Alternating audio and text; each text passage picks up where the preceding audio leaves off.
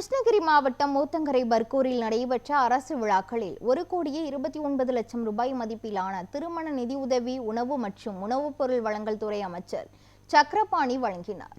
கிருஷ்ணகிரி மாவட்டம் ஊத்தங்கரை அருகே பர்கூர் தொகுதிகளில் நடைபெற்ற நலத்திட்ட உதவிகள் வழங்கும் விழாவில் ஆட்சியர் தினேஷ்குமார், பர்கூர் எம்எல்ஏ மதியழகன் முன்னிலை வகித்தனர்.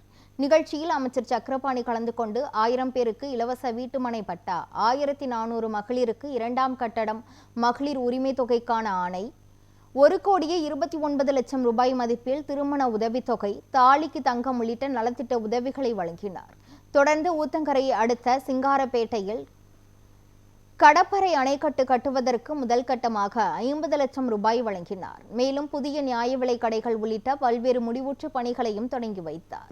இதனைத் தொடர்ந்து பேசிய அவர், முதலமைச்சர் ஸ்டாலின் அரசு அலுவலர்கள், ஆசிரியர்களின் 20 ஆண்டுகால கோரிக்கையை நிறைவேற்றும் வகையில் தமிழ்நாடு உறுதியளிக்கப்பட்ட ஓய்வூதிய திட்டம் என்ற புதிய திட்டத்தை செயல்படுத்த உத்தரவிட்டுள்ளதாக தெரிவித்தார்.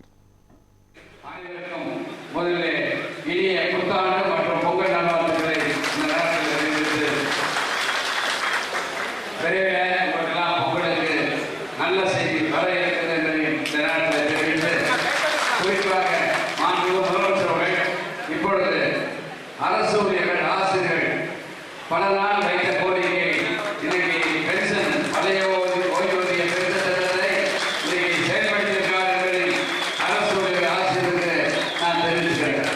மக்களை தேடி மருத்துவ திட்டத்தை ஆரம்பித்து அதன் மூலமாக 1,07,620 நபர்கள் இன்னைக்கு கடந்த ஆண்டு முதல் இதுவரை சுமார் 6,31,737 நபர்கள் இந்த திட்டத்தின் மூலமாக பயன்பெற்றிருக்கிறார்கள்.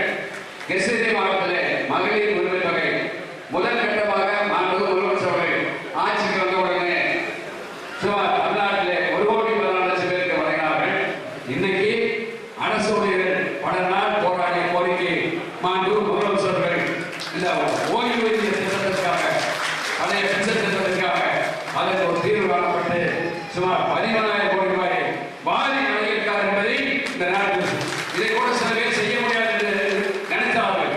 ஆனால் முதலமைச்சர்கள் இன்னைக்கு தாயகத்தோடு எல்லோருக்கும் எல்லாம் என்ற வகையிலே இந்த திட்டத்தை இன்னைக்கு செயல்படுத்தி அரசு ஆசிரியருடைய கோரிக்கையை நிறைவேற்றி தந்திருக்கார் என்பதை இந்த நேரத்தில் தெரிவித்து, இந்த அரசு எல்லோருக்கும்